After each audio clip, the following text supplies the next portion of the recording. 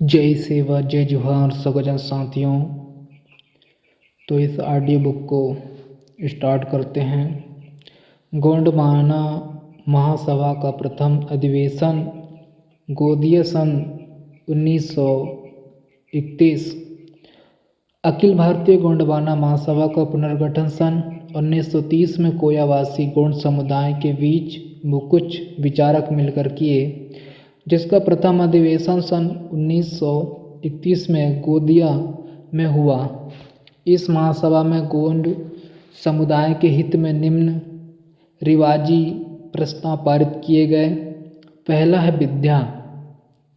प्रत्येक गोंडी पुनेमी गणजीव ने अपने पाल्यों को विद्या अवश्य पढ़ाना चाहिए। सरकार ने जगह जगह स्कूल तथा महाविद्यालय खोल दिए हैं। गोंड समुदाय के गरीब बच्चों की फीस माफ़ कर दी गई है। हमारे देहाती भाई अक्सर यह कहा करते थे कि वे गरीब हैं और बच्चों को पढ़ा नहीं सकते। उनका कहना गलत नहीं है, परंतु जब फीस माफ़ की जा चुकी है तब भी नहीं पढ़ा सकते, ऐसा कहना उचित नहीं है। दूसरा है कृषि। गोंड समुदाय के भाइयों का मुख्य पैसा काश्तकारी करना है, इसलिए अपनी संतान को काश्तकारी के साथ साथ सब काम सिखलाना अनिवार्य है। खेती की उन्नति से ही हमारे समाज की आर्थिक हालत सुधर सकती है। तीसरा है पशु सेवा। पशु सेवा से कृषि का घनिष्ठ संबंध है। प्रत्येक किसान को गाय, बकरी, भैंस, घोड़ी पालना चाहिए। इनके पालन से दूध, घी, दही इत्यादि होता है। और चौथा है संगठन और एकता। गोंड समुदाय या गोंडी पुनेम भाइयों को अपनी सामुदायिक संगठन मजबूत बनाकर एकता के साथ एक गोंदला में रहना चाहिए। किसी प्रकार के विघटन को पास में नहीं भटकने देना चाहिए। अपने सभी विवाद समुदाय पंचों के बीच में ही सुलझाना चाहिए। झगड़े फसाद को लेकर अदालत नहीं जाना चाहिए, उससे हमारी वित्तीय हानि होती है। पांचवा है पहराव। सभी गोंडी पुनेम भाइयों ने अपने समुदाय की जो पारंपरिक वस्त्र भूषण है उसी का अपने हैसियत के अनुसार पहराव पहनना चाहिए। विशेष रूप से किसान भाइयों ने पतले कपड़ों के बजाय मोटे कपड़े पहनने चाहिए। छठवां है चोरी और झूठ। चोरी करना, झूठ बोलना, झूठ ईमान करना तथा व्यभिचार करना उचित नहीं है।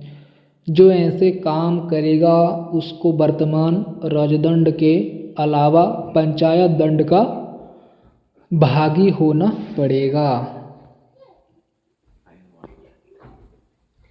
फिर सातवां मातृभाषा। कोयावासी गोंड समुदाय की मातृभाषा गोंडी है। इसलिए अपनी मातृभाषा को नहीं भूलना चाहिए। हमारी भाषा में हिंदू लोग अपना रामायण और ईसाई अपना बाइबल छाप कर हमारे समुदाय में उसका प्रचार करते हैं और हमारा समाज अपनी वित्तीय मातृभाषा को बोलते जा रहा है। भाषा हमारी पहचान है, उसका विकास हमें ही करना होगा। आठवां मंदिरा। शराब पीने से धन, स्वास्थ्य और चरित्र की बर्बादी होती है। इससे हमारे घर बर्बाद होते हैं, इसलिए मंदिरा से बचना चाहिए। नौवां देवी देवता। हमारे देवी देवता आने हमारे पुरखे हैं। वे हमसे भिन्न नस्ल वाले नहीं हैं। उनके महान कार्यों के लिए वे पूजे जाते हैं। उनकी उपासना से हमारा मनोबल बढ़ता है, इसलिए सभी ने उनकी पूजा करना ही चाहिए। 10वां है फड़ाफेन। फड़ाफेन यह हमारी सर्वोच्च शक्ति है, जिसे परसाफेन, सजोरफेन, बुढ़ालफेन, सिंगभोगाफेन, भिलोटाफेन आदि नामों से जाना जाता है।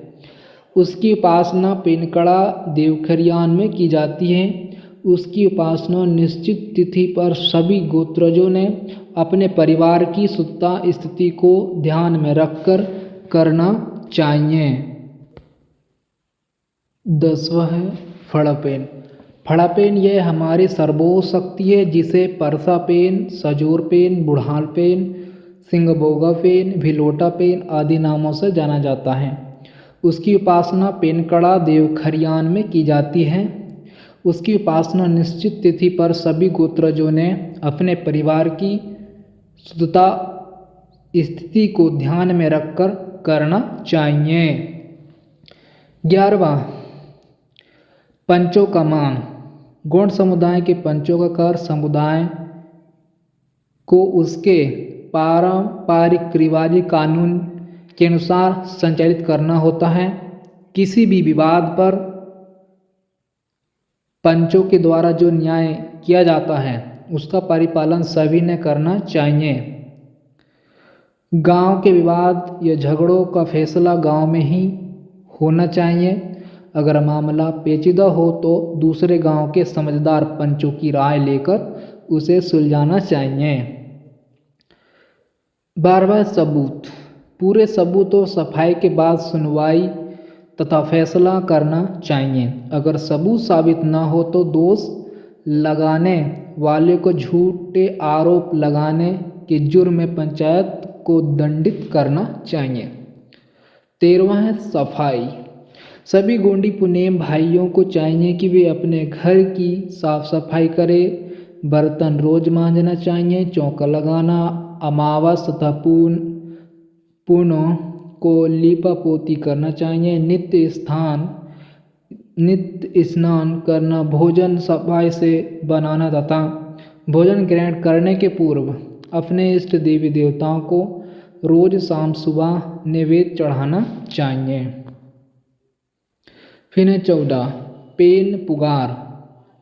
पेन पुगार आने जख्म पर कीटाणु पैदा होना। अपने शरीर में जहाँ भी जख्म हो जाए उसको जल से धोकर नियमित औषधि लगाना चाहिए। ऐसा नहीं करने पर जख्म खराब हो जाती है जिसमें कीटाणु पैदा हो जाते हैं जिन्हें पेन पुगार कहा जाता है। गोंड समुदाय में जिस किसी के घर के व्यक्ति के जख्म पर कीटाणु पैदा हो जाते हैं उसे दंडित करना चाहिए। उसके लिए उसे अपने इष्ट देवी देवताओं के साथ साथ पंचों के दंड का भी भागी होना पड़ता है। 15 है शोष सूदक। घर में जीव पैदा होने पर उसे अपने ही समुदाय से सगा संबंधियों के द्वारा शोष सूदक कराना चाहिए। लेकिन अब तो